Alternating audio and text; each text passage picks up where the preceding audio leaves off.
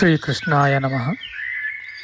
ವಸುದೇವಸುತಂ ದೇವಂ ಕಂಸಚಾಣೂರಮರ್ದನಂ ದೇವಕೀ ಪರಮಾನಂದಂ ಕೃಷ್ಣಂ ವಂದೇ ಜಗದ್ಗುರುಂ.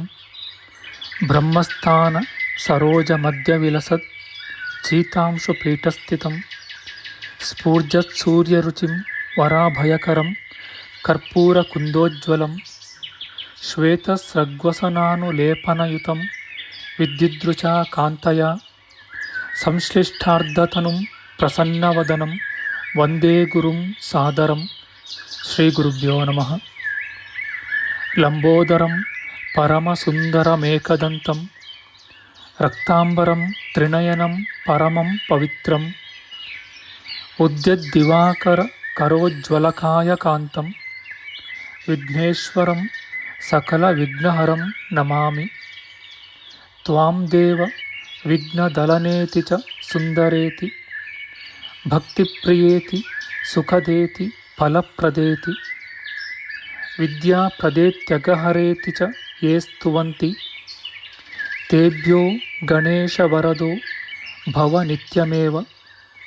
ಶ್ರೀ ಮಹಾಗಣಪತಯೇ ನಮಃ.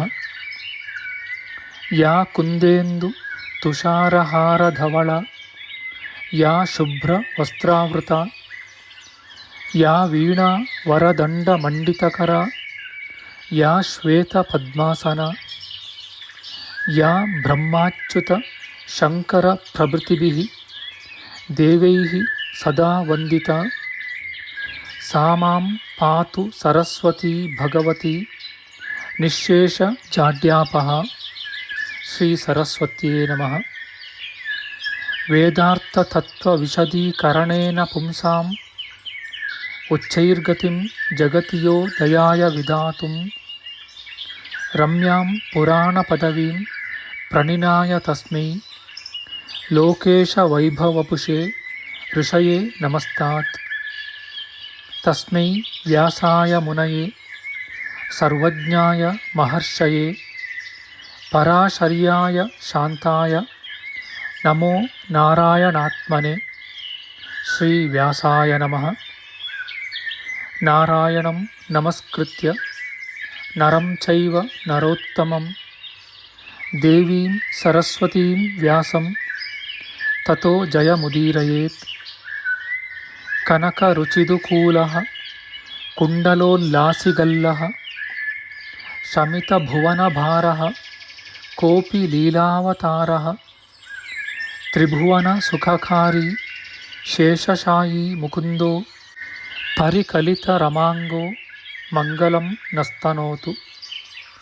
ನಮಾಮಿ ಗೋವಿಂದ ಪದಾರವಿಂದಂ ಸದೇಂದಿರಾನಂದನಮುತ್ತಮಾಡ್ಯಂ ಜಗಜ್ಜನಾನಾಂ ಹೃದಯ ಸನ್ನಿವಿಷ್ಟಂ ಮಹಾಜನೈಕಾಯನಮುತ್ತಮೋತ್ತಮಂ. ನಮಸ್ತೆ ಚಕ್ರಹಸ್ತಾಯ ಶಾಂಗಹಸ್ತಾಯ ತೇ ನಮಃ. ನಂದಹಸ್ತಾಯ ತೇ ವಿಷ್ಣೋ ಶಂಖಹಸ್ತಾಯ ತೇ ನಮಃ. ಓಂ ನಮೋ ವಾಸುದೇವಾಯ ನಮಃ ಸಂಕರ್ಷಣಾಯ ಚ ಪ್ರದ್ಯುಮ್ನಾಯ ನಮಸ್ತುಭ್ಯಂ ಅನಿರುದ್ಧಾಯ ತೇ ನಮಃ. ಅನಾಕಾರೋ ಮಹೋಜಾಶ್ಚ ಯಶ್ಚಾದೃಷ್ಟಗತಿರ್ದಿವಿ ಜಗತ್ಪೂಜ್ಯೋ ಜಗತ್ಪ್ರಾಣಂ ತಂ ವಾಯುಂ ಪ್ರಣಮಾಮ್ಯಹಂ. ವಾಯುರೂಪಿ ಪರಮಾತ್ಮನೇ ನಮಃ. ಪ್ರಿಯ ಬಾಂಧವರೇ, ನಮ್ಮ ಈ ಶ್ರೀ ಲಾಲೀಕೃಷ್ಣ ಚಾನಲ್ಗೆ ಸ್ವಾಗತ. ಹಿಂದಿನ ವಿಡಿಯೋದ ಮುಂದುವರಿದ ಭಾಗವಾದ ಇಂದಿನ ವಿಡಿಯೋದಲ್ಲಿ ನಾವು ಶ್ರೀಮದ್ ವಾಯು ಮಹಾಪುರಾಣದ ಪ್ರಥಮ ಖಂಡದ 49ನೆಯ ಅಧ್ಯಾಯದ ತೃತೀಯಾಂಶದ ವಿಚಾರ ಮಾಡೋಣ. ಈ ಅಧ್ಯಾಯದಲ್ಲಿ ಪ್ಲಕ್ಷದ್ವೀಪಾದಿ ವರ್ಣನೆ, ಅಲ್ಲಿನ ಸಪ್ತ ಪರ್ವತಗಳು, ಶಾಲ್ಮಲೀದ್ವೀಪ, ಕುಶದ್ವೀಪ, ಕ್ರೌಂಚದ್ವೀಪ, ಪುಷ್ಕರದ್ವೀಪ ಇವುಗಳ ವರ್ಣನೆಯ ವಿಚಾರ ಮಾಡೋಣ. ಶ್ರೀಕೃಷ್ಣಾಯ ನಮಃ. ಸೂತ ಮುನಿಯು ಮುಂದುವರಿಸಿ ಹೇಳುತ್ತಾರೆ,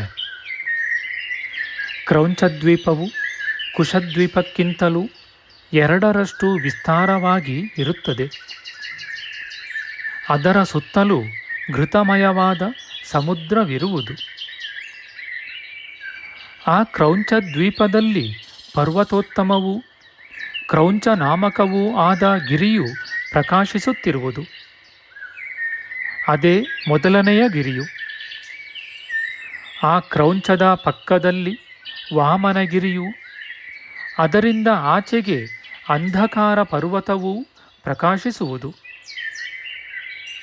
ಅಂಧಕಾರ ಗಿರಿಗಿಂತಾಚೆಗೆ ದಿವಾವೃತವಾಗಿಯೂ, ಅದರ ನಂತರ ದಿವಂದ ಪರ್ವತವೂ, ಅದರ ತರುವಾಯ ಪುಂಡರೀಕ ಮಹಾಗಿರಿಯೂ, ಅದರ ತರುವಾಯ ದುಂದುಭಿಸ್ವನವೆಂಬ ಮಹಾಪರ್ವತವೂ ಇರುವವು. ಕ್ರೌಂಚದ್ವೀಪದ ಪರ್ವತಗಳೆಲ್ಲವೂ ರತ್ನಮಯವಾಗಿಯೂ ಫಲ ಪುಷ್ಪಗಳಿಂದ ಭರಿತವಾದ ವೃಕ್ಷಗಳಿಂದಲೂ ವಿವಿಧ ಲತಾಗೃಹ ಪುಂಜಗಳಿಂದಲೂ ವ್ಯಾಪ್ತವಾಗಿಯೂ ಇವೆ. ಆ ವರ್ಷಗಳಲ್ಲಿರುವ ಪರ್ವತಗಳು ಒಂದಕ್ಕಿಂತ ಮತ್ತೊಂದು ದ್ವಿಗುಣವಾಗಿ ವಿಸ್ತಾರವಾಗಿವೆ. ಆ ದ್ವೀಪದಲ್ಲಿರುವ ವರ್ಷಗಳ ಹೆಸರನ್ನು ತಿಳಿಸುವೆನು ಕೇಳಿ. ಕ್ರೌಂಚಗಿರಿಯಲ್ಲಿ ಕುಶಲೀ ವರ್ಷವೂ, ವಾಮನ ಪರ್ವತದಲ್ಲಿ ಮನೋನುಗ ವರ್ಷವೂ, ಆ ಮನೋನುಗ ವರ್ಷಕ್ಕಿಂತಲೂ ಆಮೇಲೆ ಉಷ್ಣೀಷ ವರ್ಷವೂ, ಅದರ ತರುವಾಯ ಪ್ರಾವರಕ ವರ್ಷವೂ, ಅದರ ನಂತರ ಅಂಧಕಾರಕ ವರ್ಷವೂ, ಆ ಅಂಧಕಾರ ದೇಶಾನಂತರ ಮುನಿದೇಶವೂ, ಆ ಮುನಿದೇಶವಾದ ಮೇಲೆ ದುಂದುಭಿಸ್ವನ ದೇಶವೂ ಇರುವವು. ಇವೆಲ್ಲವೂ ಸಿದ್ಧಾಚಾರಣರಿಂದ ಪೂರ್ಣವಾಗಿಯೂ ಶುಭ್ರವರ್ಣ ಜನರಿಂದ ಭರಿತವಾಗಿಯೂ ಇರುತ್ತವೆ. ಆ ಪ್ರತಿ ವರ್ಷಗಳಲ್ಲಿಯೂ ಒಂದೊಂದು ನದಿಯಂತೆ ಸಪ್ತ ನದಿಗಳು ಹರಿಯುತ್ತವೆ. ಆ ನದಿಗಳಿಂದ ಆ ದೇಶಗಳು ಅತಿ ಪವಿತ್ರವಾಗಿಯೂ ಶುಭ್ರವಾಗಿಯೂ ಇವೆ. ಪ್ರಸಿದ್ಧವಾದ ದೇವಗಂಗೆಯೇ ಗೌರಿ, ಕುಮುದ್ವತಿ, ಸಂಧ್ಯಾ, ರಾತ್ರಿ, ಮನೋಜವ, ಖ್ಯಾತಿ, ಪುಂಡರೀಕವೆಂಬುದಾಗಿ ಸಪ್ತ ವಿಧಗಳಾಗಿ ಆ 7 ವರ್ಷಗಳಲ್ಲಿಯೂ ಹರಿಯುತ್ತವೆ. ಆ ನದಿಗಳೆಲ್ಲ ವಿಪುಲವಾದ ಜಲದಿಂದ ಪೂರ್ಣವಾಗಿಯೂ ಸಮುದ್ರಗಾಮಿಯಾಗಿಯೂ ಇರುತ್ತವೆ. ಈ ನದಿಗಳಿಂದ ಅನೇಕ ಉಪನದಿಗಳು ಜನ್ಯವಾಗಿ ಅತಿ ವಿಶಾಲವೂ ಸಮೀಪಪಗತವೂ ಆಗಿ ಸಮುದ್ರವನ್ನು ಪ್ರವೇಶಿಸುವವು. ಆ ಕ್ರೌಂಚದ್ವೀಪವು ಮಹಾಸಂಪತ್ ಸಮನ್ವಿತವೂ ವಿಸ್ತಾರದಲ್ಲಿ ಕ್ರೌಂಚದ್ವೀಪಕ್ಕೆ ಸಮಾನವೂ ಮೊಸರಿನ ಕೆನೆಯಂತಿರುವ ಉದಕದಿಂದ ಪೂರ್ಣವೂ ದಧಿ ಸಮುದ್ರದಿಂದ ಆವೃತವೂ ಆಗಿದೆ. ಪ್ಲಕ್ಷದ್ವೀಪವೇ ಆದಿಯಾದ ದ್ವೀಪಗಳನ್ನು ಸಂಕ್ಷೇಪವಾಗಿ ವರ್ಣಿಸಿರುತ್ತೇನೆ. ಅವುಗಳ ಸ್ವರೂಪಗಳನ್ನು ಯಥಾಸ್ಥಿತವಾಗಿ ತಿಳಿಸಿರುವೆನು. ಅವು ಕ್ರಮವಾಗಿಯೂ ಯಥಾವತ್ತಾಗಿಯೂ ನಿರೂಪಿತವಾಗಿದೆ. ಅವುಗಳನ್ನು ವಿಸ್ತಾರವಾಗಿ ವರ್ಣಿಸಲು 100 ವರ್ಷಗಳೂ ಸಾಲದು. ಇರುವ ಕಾಲದಲ್ಲಿ ಆ ದೇಶಗಳ ಸ್ಥಿತಿಗತಿಗಳನ್ನು ಸಂಕ್ಷೇಪವಾಗಿ ನಿಮಗೆ ನಿರೂಪಿಸಿರುವೆನು. ಈಗ ಶಾಖದ್ವೀಪದ ವಿಷಯಗಳನ್ನು ವಿವರಿಸುವೆನು ಕೇಳಿ. ಸಂಪೂರ್ಣವಾಗಿ ಶಾಖದ್ವೀಪದ ಯಥಾಸ್ಥಿತ ವಿಷಯಗಳನ್ನು ನಿಶ್ಚಿತವಾಗಿಯೂ ತಿಳಿಸುವೆನು. ನಿಜವಾಗಿಯೂ ಪ್ರಮಾಣವತ್ತಾಗಿಯೂ ಹೇಳುವ ನನ್ನ ಮಾತುಗಳನ್ನು ಕೇಳಿರಿ. ಶಾಖದ್ವೀಪವು ಕ್ರೌಂಚದ್ವೀಪಕ್ಕಿಂತಲೂ 2ರಷ್ಟು ವಿಸ್ತಾರವಾಗಿದೆ. ಮೊಸರಿನ ಕೆನೆಯಿಂದ ಹೆಪ್ಪುಕಟ್ಟಿರುವ ದಧಿ ಸಮುದ್ರದಿಂದ ಶಾಖದ್ವೀಪವು ಆವರಿಸಲ್ಪಟ್ಟಿದೆ. ಅಂದರೆ ಶಾಖದ್ವೀಪದ ಸುತ್ತಲೂ ದಧಿ ಸಮುದ್ರವು ಇರುತ್ತದೆ. ಆ ದ್ವೀಪದಲ್ಲಿರುವ ದೇಶಗಳು ಸಮೃದ್ಧವಾಗಿಯೂ ಪುಣ್ಯಕರವಾಗಿಯೂ ಇರುತ್ತವೆ. ಅಲ್ಲಿಯ ಜನರು ಚಿರಜೀವಿಗಳು, ದೀರ್ಘಾಯುಷ್ಯವಂತರೂ ಆಗಿರುವರು.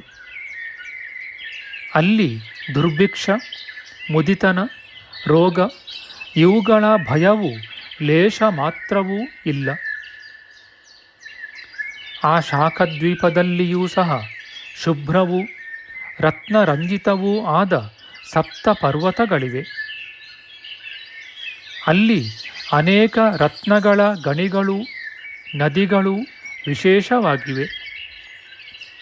ಅವುಗಳ ನಾಮಗಳನ್ನು ಹೇಳುವೆನು ಕೇಳಿ. ದೇವತೆಗಳು, ಋಷಿಗಳು, ಗಂಧರ್ವರು ಇವರಿಂದ ಯುಕ್ತವೂ ಅತ್ಯಂತ ವಿಶಾಲವೂ ಸುವರ್ಣಮಯವೂ ಆದ ಮೇರುಗಿರಿಯು ಹೊಳೆಯುತ್ತಿದೆ. ಅದೇ ಮೊದಲನೆಯ ಪರ್ವತವಾಗಿದೆ. ಅದಕ್ಕೆ ಉದಯಗಿರಿಯೆಂಬ ನಾಮಾಂತರವಿರುತ್ತದೆ.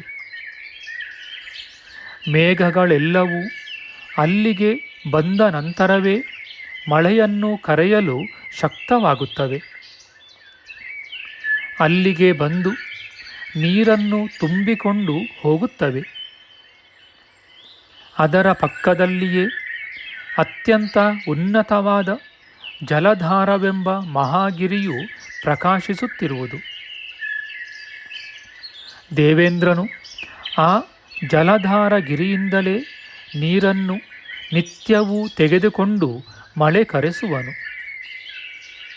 ಅನಂತರ ವರ್ಷಾಕಾಲದಲ್ಲಿ ಪ್ರಜೆಗಳ ಉಪಕಾರಕ್ಕಾಗಿ ಮಳೆಯನ್ನು ಕರೆದು ರಕ್ಷಣೆಗೆ ಸಹಕಾರಿಯಾಗುವನು.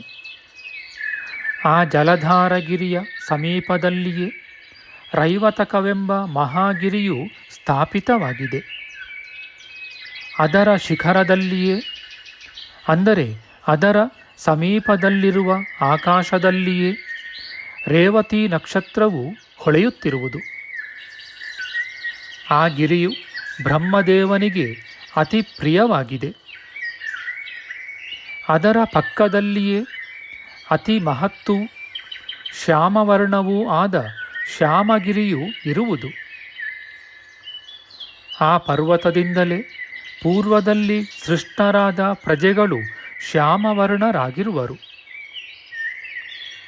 ಅದರ ಅನಂತರದಲ್ಲಿ ಅತಿ ವಿಶಾಲವೂ ರಜತಮಯವೂ ಆದ ಅಸ್ತಾಚಲವಿರುವುದು. ಅದರ ಸಮೀಪದಲ್ಲಿಯೇ ಮಹಾದುರ್ಗಗಳು ಅತಿ ಹಿಮವೂ ಇರುವ ಅಂಬಿಕೇಯವೆಂಬ ಮಹಾಗಿರಿ ಇರುವುದು. ಆ ಅಂಬಿಕೆಯ ಪರ್ವತದ ಸಮೀಪದಲ್ಲಿಯೇ ಅತಿ ಸುಂದರವೂ ಸರ್ವ ಔಷಧಿಗಳಿಗೆ ಆಶ್ರಯವೂ ಆದ ಕೇಸರಿ ಎಂಬ ಮಹಾಪರ್ವತವಿರುವುದು. ಆ ಗಿರಿಯಿಂದಲೇ ವಾಯುವು ಉತ್ಪನ್ನವಾಗಿ ಎಲ್ಲ ಲೋಕಗಳಲ್ಲಿಯೂ ಬೀಸುವುದು. ಈಗ ಆ ದ್ವೀಪದಲ್ಲಿರುವ ವರ್ಷಗಳ ನಾಮಗಳನ್ನು ಹೇಳುವೆನು ಕೇಳಿರಿ. ಉದಯಗಿರಿಯು ಇರುವ ವರ್ಷವು ಉದಯ ವರ್ಷವೆಂತಲೂ ಮತ್ತು ಜಲದ ವರ್ಷವೆಂತಲೂ ಪ್ರಖ್ಯಾತವಾಗಿದೆ. ಜಲಧಾರಗಿರಿಯಿರುವ ವರ್ಷಕ್ಕೆ ಸುಕುಮಾರ ವರ್ಷವೆಂಬ ನಾಮವು, ರೈವತಕಗಿರಿಯಿರುವ ವರ್ಷಕ್ಕೆ ಕೌಮಾರ ವರ್ಷವೆಂದೂ, ಶ್ಯಾಮ ಪರ್ವತವಿರುವ ವರ್ಷಕ್ಕೆ ಮಣೀಚಕ ವರ್ಷವೆಂದೂ, ಅಸ್ತಾಚಲವಿರುವ ವರ್ಷಕ್ಕೆ ಮಂಗಳದಾಯಕವಾದ ಕುಸುಮೋತ್ತರ ವರ್ಷವೆಂದೂ, ಅಂಬಿಕೆಯ ಗಿರಿಯಿರುವ ವರ್ಷಕ್ಕೆ ಮೋದಾಕ ವರ್ಷವೆಂದೂ, ಕೇಸರಾದ್ರಿ ಇರುವ ವರ್ಷಕ್ಕೆ ಮಹಾದ್ರುಮ ವರ್ಷವೆಂದೂ ನಾಮಗಳು ಪ್ರಾಪ್ತವಾಗಿವೆ. ಶಾಖದ್ವೀಪದ ಪರಿಮಾಣದಂತೆಯೇ ಆಯಾ ವರ್ಷಗಳ ಉದ್ದ, ಅಗಲ, ಸುತ್ತಳತೆ ಇವೇ ಮೊದಲಾದವುಗಳನ್ನು ತಿಳಿಯಬೇಕು. ಶಾಖದ್ವೀಪದಿಂದ ಅತ್ಯಂತ ಪ್ರಖ್ಯಾತವೂ ಅತಿ ವಿಶಾಲವೂ ಆದ ಶಾಖನಾಮಕ ಮಹಾವೃಕ್ಷವು ಆ ಶಾಖದ್ವೀಪದ ಮಧ್ಯದಲ್ಲಿದೆ. ಆ ದ್ವೀಪವಾಸಿ ಜನಗಳು ನಿರಂತರವಾಗಿ ನಿತ್ಯವೂ ಆ ವೃಕ್ಷವನ್ನು ಪೂಜಿಸುತ್ತಿರುವರು. ಆ ದ್ವೀಪದಲ್ಲಿ ಸಿದ್ಧರು, ದೇವ ಗಂಧರ್ವರು, ಚಾರಣರು ಇವರೇ ಮೊದಲಾದ ದೇವತೆಗಳು ಆ ಜನಗಳಿಗೆ ಪ್ರತ್ಯಕ್ಷರಾಗಿ ಕಾಣಿಸಿಕೊಂಡು ನಾನಾ ವಿಧ ವಿಹಾರಗಳನ್ನು ಮಾಡುವರು. ಆ ಶಾಖದ್ವೀಪದಲ್ಲಿರುವ ದೇಶಗಳು ಪುಣ್ಯಕರವಾಗಿಯೂ ಬ್ರಾಹ್ಮಣಾದಿ ಚಾತುರ್ವರ್ಣ್ಯಗಳಿಂದ ಪೂರ್ಣವಾಗಿಯೂ ಇವೆ. ಪ್ರತಿ ವರ್ಷಗಳಲ್ಲಿಯೂ 7 ನದಿಗಳು ಜನಿಸಿ ಸಮುದ್ರವನ್ನು ಸೇರುತ್ತವೆ. ಆ 7 ನದಿಗಳ ನಾಮಗಳನ್ನು ತಿಳಿಸುವೆನು ಕೇಳಿ. ಆ 7 ನದಿಗಳೂ ಕೂಡ ಗಂಗಾ ನದಿಯಿಂದ ಉತ್ಪನ್ನಗಳಾಗಿಯೇ ಇರುತ್ತವೆ. ನಮ್ಮ ಮುಂದಿನ ವಿಡಿಯೋದಲ್ಲಿ ನಾವು ಶ್ರೀಮದ್ ವಾಯು ಮಹಾಪುರಾಣದ ಪ್ರಥಮ ಖಂಡದ 49ನೆಯ ಅಧ್ಯಾಯದ ಚತುರ್ಥಾಂಶದ ವಿಚಾರ ಮಾಡೋಣ. ಆಧ್ಯಾತ್ಮಿಕ ಚರ್ಚೆ ಮತ್ತು ವಿಚಾರ ವಿನಿಮಯಕ್ಕಾಗಿ ಶುರು ಮಾಡಿದ ಈ ಚಾನೆಲ್ನಲ್ಲಿ ನಾವು ಅಪ್ಲೋಡ್ ಮಾಡುವ ಎಲ್ಲ ವಿಡಿಯೋಗಳನ್ನು ಸಂಪೂರ್ಣವಾಗಿ ನೋಡಿ ನಿಮ್ಮ ಸಲಹೆಗಳನ್ನು ಕಮೆಂಟ್ ಬಾಕ್ಸ್ನಲ್ಲಿ ಬರೆಯಿರಿ. ಈ ಚಾನಲ್ಗೆ ಸಬ್ಸ್ಕ್ರೈಬ್ ಮಾಡಿ ಹಾಗೂ ಬೆಲ್ ಬಟನ್ ಒತ್ತಿ ನಾವು ಹಾಕುವ ಎಲ್ಲ ವಿಡಿಯೋಗಳನ್ನು ನೋಡಿ ಪ್ರೋತ್ಸಾಹಿಸಿ. ಕೃಷ್ಣಂ ನಾರಾಯಣಂ ವಂದೇ ಕೃಷ್ಣಂ ವಂದೇ ವ್ರಜಪ್ರಿಯಂ ಕೃಷ್ಣಂ ದ್ವೈಪಾಯನಂ ವಂದೇ ಕೃಷ್ಣಂ ವಂದೇ ಪೃಥಾಸುತಂ. ಶ್ರೀಕೃಷ್ಣಾಯ ನಮಃ.